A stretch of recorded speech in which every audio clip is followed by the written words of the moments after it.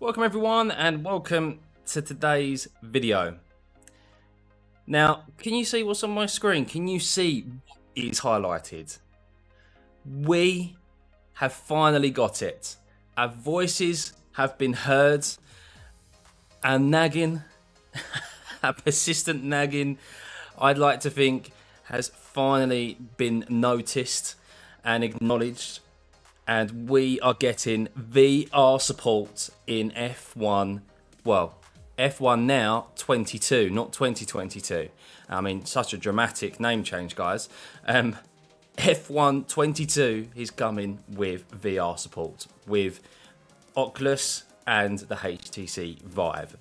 Guys, this has been 3 years worth of nagging by myself, by all of you guys in the VR community. Round of applause, everyone. Give yourself a little pat on the back because I think we deserve it. I mean, thank God it is finally in the game. We'll talk a little bit about the other editions shortly, in particular F1 Life, which is a very hot topic at the moment.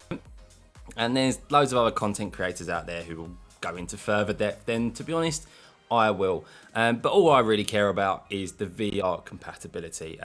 That is what I've pushed for some time. I feel like I've been the only voice on YouTube for pushing for VR support in the F1 games. I know people online in Reddit and the game forums have been pushing for it as well. But I haven't seen any of the big content creators particularly push for it, probably because they're not too fussed. They all race on monitors anyway. But finally, guys, finally. Now, it's a bit interesting that they've said via Oculus Rift and HTC Vive. So they've specified two headsets. I mean, I know that the Rift is quite broad because you've got the Rift S, you've got the original Rift, the CV1, and now you've got the Quest 2, which is discontinued. The Rift S, so it's taken over from the Rift S. You can no longer get that on the market unless it's second hand. And they've specified the HTC Vive as well. Now, I'm sure that it's not just limited to these two headsets. Whoever's written this release has just put those two headsets down. Most VR headsets are compatible with Steam anyway, and as this game is going to be able to be played on Steam or through EA Play, whichever way you prefer to do it, it will support, I assume, all the other VR headsets that are out on the market. So yeah, I'm sure they'll confirm that a little bit closer to the release date, which, speaking of, is July the 1st, with a pre-order release date of the 28th of June, which we can get access to. Now, I'm still apprehensive about pre-ordering. I don't like to pre-order games. It will be a day one release for me. I'm sure that I'll probably pre-order it leading up to it so that I can get early access. That's what they all do now. It is only 3 days, which is not that much, but I do get a little bit of FOMO, especially as I do want to release some content on this as well, especially now it has VR support. But yeah, guys, as I said, once again, big pat on the back. We deserve it. We finally got it. I told you when EA first announced that they bought Codemasters, I had a feeling we was going to get VR support because EA have always been quite supportive of VR games. They had pushed and supported the Star Squadrons, which was marketed as a VR game. Although you could play on a single monitor, it was all about virtual reality. And then they've had Medal of Honor, which wasn't that great, didn't have great success. But yeah, they've been quite supportive of it. So just had a feeling that we was going to get it this time around. And lo and behold, we do. But yeah, I will be purchasing this, guys, and I'm so looking forward to having a different F1 experience. So let me know what you guys think in the comments below. Yeah, it's been a long time coming, so finally something to look forward to in these F1 games. Now let's come down and have a look at the next hot topic that people have been talking about.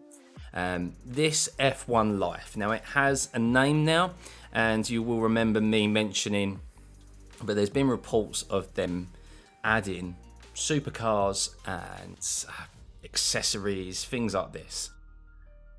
This right here is the EA effect being implemented in F1 games. And what I mean by that is microtransactions. We all know EA can be a bit of a money grabber, and they love a microtransaction. And this is what this is. Personally, get a taste of the glitz and glamour of Formula 1 in F1 life, a new space for you to unlock and show off supercars, clothing, accessories, and more for the world to see. I don't care, and I'm pretty sure a number of you don't either. That is just a way for them to sell microtransactions, because there will be people out there who will take interest in this and will want to flaunt what they've got, and spend money on clothing, accessories and stuff. But it's just, why? Like, it's just, there's just no need for it, if you ask me. Obviously, proof will be in the pudding when we eventually see the game and we see more of the game. There is a trailer that it's not even worth showing, because it's just a little announcement trailer that just gives you the release date. So I'm not even going to bother showing that. But yeah, supercars, why? We're in an F1 game. Give me Formula 3, or as others have properly said, give us back historic F1 cars. I want to be back in a V12 F1 car, but screaming through my headsets, not a Lamborghini or a Ferrari. So I'm sorry, I can go play Forza for that. Let me know what you think in the comments. I'm sure a number of you will not be too happy with that, but yeah, well, to get further details on that, I'm sure as well, guys, when we do get a proper reveal and we have like the development team talk about the game, that will be a big part of their presentation. That's yeah, just wait for it. That'll take up a lot of their presentation. I bet your VR will get this amount of time, and then F1 Life will get this amount of time, because that's where they're going to make most of their extra money. So yeah, if we move returning features, we have my team and career modes in F1 22. Fresh new features, doesn't particularly say what those are. 2-player screen, multiplayer. Not really too much to add there. Up here, obviously, what's new? Well, we've got the new cars, 2022, and it says here, oh yes, of course, the Miami Autodrome. So that's been confirmed where we are going as we record this next time around after Imola in the F1 calendar. But what's also worth of note, guys, I know a couple of you did ask me about backwards compatibility. So it does look like that we will be able to play this on PlayStation 4 and Xbox Series X and Xbox One. So yeah, backwards compatibility I think is always good. We all know how difficult it can be to get a PlayStation 5, even still to this day. So that's good. They're not alienating a large amount of their player base. VR support still is only available on PC because, well, Xbox doesn't really have its own dedicated VR headset yet. The PSVR, maybe it will come to PlayStation, available on PlayStation VR. But yeah, at the moment it looks like that you're gonna need a PC to play it on VR, which is understandable because it does take a lot out of your PC. It requires quite a lot of processing power. But then again, the new consoles have that now. They're a lot more powerful than they used to be, almost like having your own PC in essence, in console form. But yeah, that's pretty much it, guys. Not too much else to add. There have been comments in regards to a new handling model, slightly new physics. I didn't see, I could be wrong here, but I didn't see anything that states a new great games engine or new graphics. I think I saw something like improved graphics, because they're always improving like, on the engine that they've got. But I wouldn't get your hopes up, guys, if I'm perfectly honest. Probably much more of the same, except with new cars. Obviously, a different handling model, which is to be expected because these cars now have the ground force effect, the new aerodynamic system that is put in place to make these cars drive and race a lot closer in real life. So yeah, they do handle very differently to the previous iterations from 2020 and 2021. But yeah, most importantly, all I care about is VR support is finally coming, guys. I'm going to end it on that note. I'm not going to go on into too much more detail. I'm not going to waste any more of your time. There are other guys out there who are much more versed with this game and its intricacies.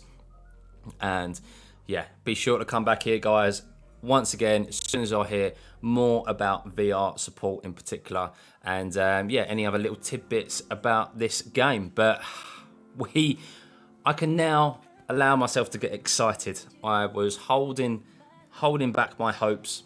I was quietly optimistic, and now, yeah, I'm very optimistic. I'm very much looking forward to gameplay, and I hope that they do actually elaborate more on the details of VR and don't just let it be an extra added thing that we'll have to just kind of find out about and sort out ourselves when it's released. Because yeah, it's just a pain, isn't it? But yeah, let me know what you guys think in the comments below. Keep those notifications on, because I will be updating you as soon as I hear any more information. But yeah, remember to hit that like and subscribe button, and I'll see you again soon. Bye.